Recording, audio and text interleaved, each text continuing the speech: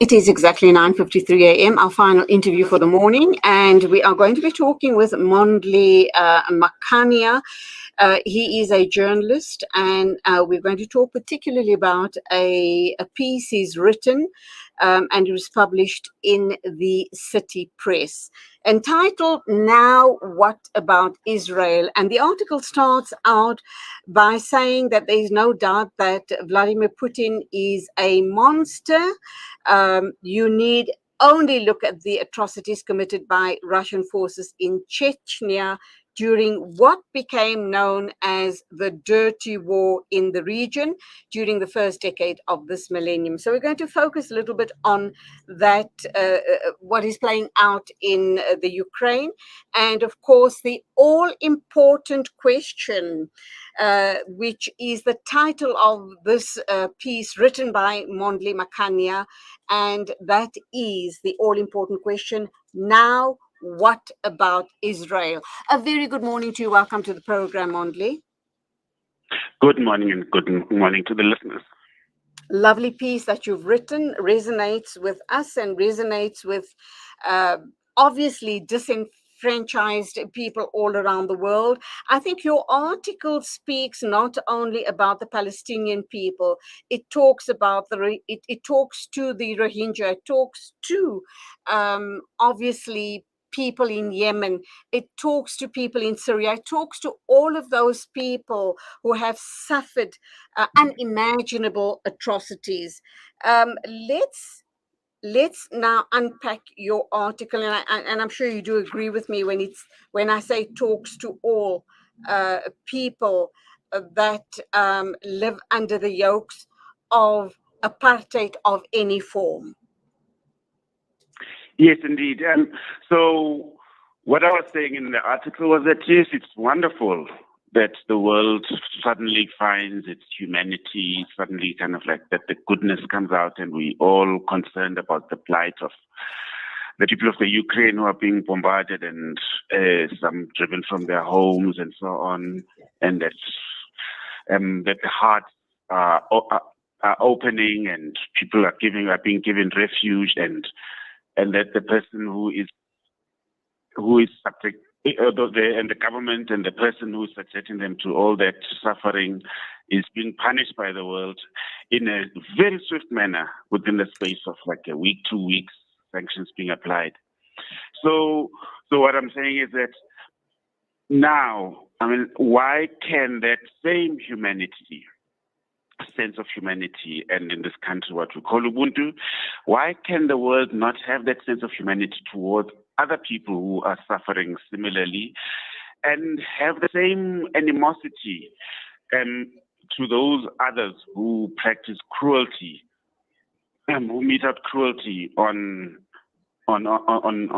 oppressed peoples? And as you say, it applies to many other peoples around the world, the countries that you mentioned. Like we could add the Uyghurs, we could add Myanmar to the equation as well, and say, what about their plight? But I particularly focused on this particular situation in the Middle East, like in the conflict between Palestine and Israel, and basically kind of like the plight of the people in the occupied territories and within Israel itself, and said, okay, Israel has been oppressing people for decades and meting out untold brutality, untold cruelty to those people, but the world has not shown an equal kindness and solidarity with them, and the world has been reluctant to punish the people who are oppressing those people. There's so many reports talking about the apartheid of the Israeli regime, talking about what it does, what that regime does to the people of Palestine, and yet the leaders of Israel are not subjected to any form of punishment, and there's no willingness to stop their oppression of those people.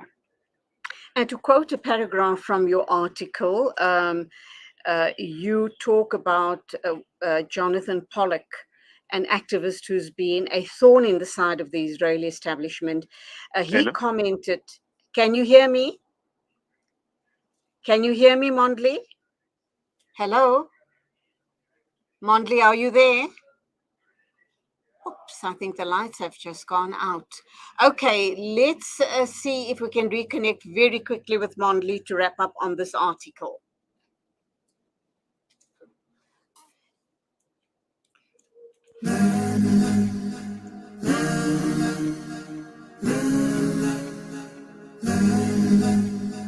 I have nobody else in mind. My prophet is the man that I shall find. Within myself I will find my deen and follow everything that he did.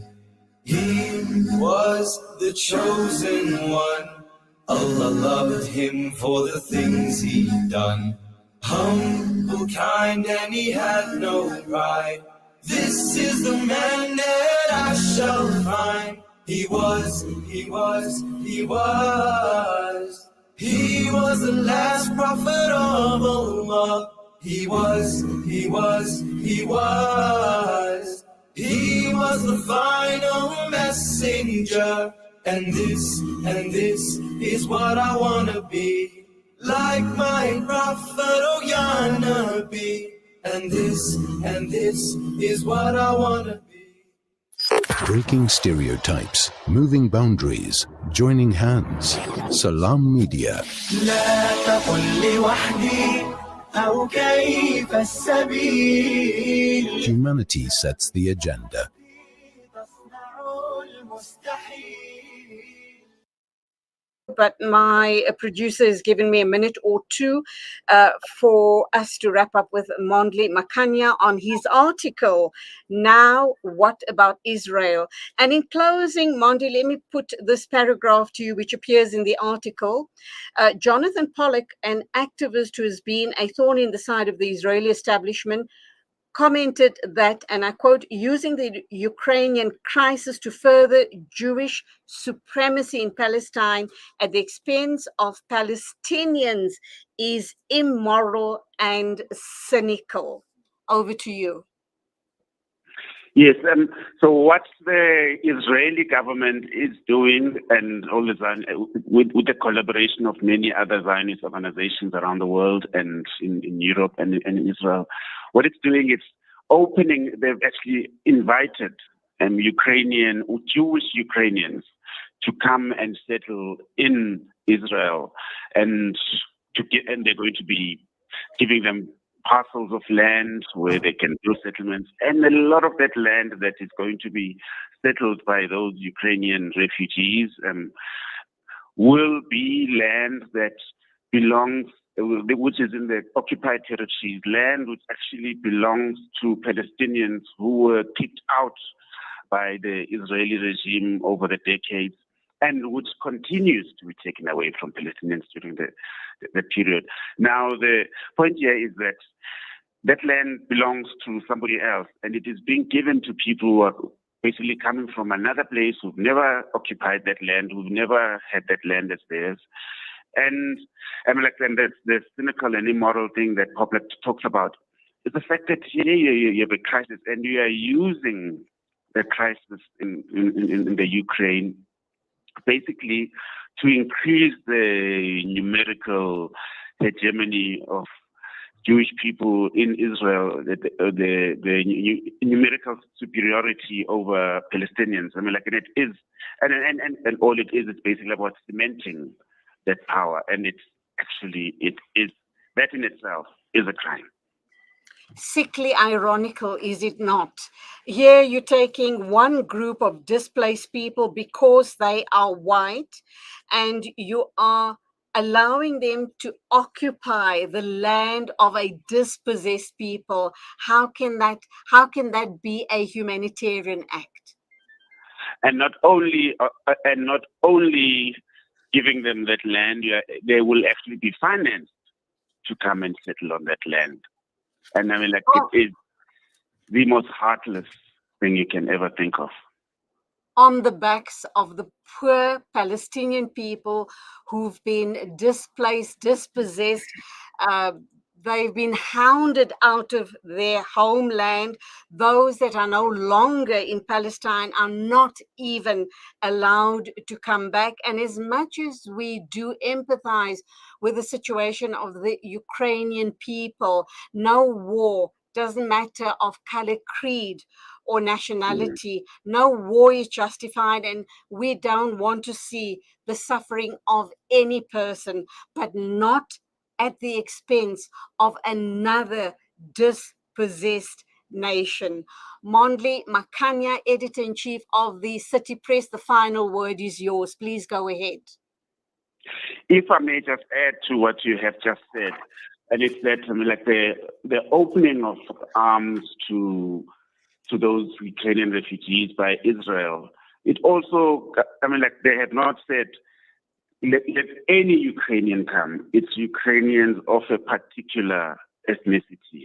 And I'm like, if you are really feeling that is not feeling. Yeah. Just as a final word from me, it's that, Vladimir Putin today is a pariah throughout the world. He's seen for who he is, but it is not the first time that Putin has exercised this kind of cruelty and brutality. We remember the war in Chechnya, as you mentioned at the beginning of this conversation. Right. What Putin did to the people of Chechnya during that period was untold suffering, and that the West tolerated him. The West actually embraced him as a friend in the fight against so-called terrorism. And all those human rights abuses were never punished. So what Putin is doing today to the Ukrainians, it's something that he has been doing for a long time to those people. But those people, obviously, the people of Chechnya, were not like the people of the Ukraine, and they were not blonde, blue-eyed, and sharing the same religion. Absolutely, absolutely. Sadly, the majority of the Chechen people are Muslim, and we know what the Muslim sentiment is as regards the Western world. There's this very strong anti-Muslim sentiment all around the world, and that's the reason why there wasn't an outcry when Putin went in to butcher the Chechen people. But that's all we have time for now. It's been wonderful talking to you. I look forward to future conversations with you, Mondli Makhanya, editor-in-chief of the City Press. Thank you once again, and go well. Thank you very much. Have a good day. 10:06, exactly time for me to wrap up. A big thank you to our producer, Nasreen Naidu. Till tomorrow morning at the same time. Don't forget the COVID protocols. Take care on the roads. It is Assalamu alaikum and Khudafiz from me, Julie.